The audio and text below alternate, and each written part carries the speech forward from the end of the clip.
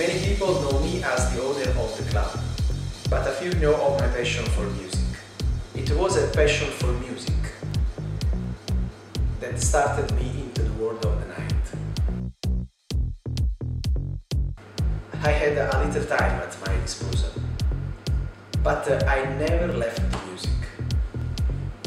It's been 20 years since the first vinyl bought, Lee Lewis Club Lonely. Say, are you happy? Have you been down to the club, that world that people love? Still follow the trend of the world discography. The last 10 years have been very important for my career growth. I opened 4 clubs in Italy, Naples, and 1 in Mexico, Playa del Carmen. All with a single brand, Boga.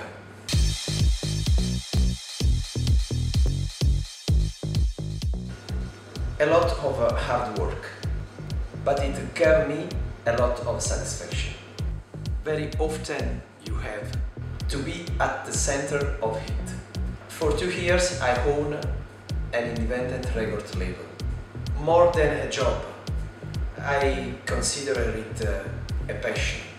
I love being at the console, bring my music, transmit my energy. For a long time I have to give, but I decided to get back into the game. I love this game.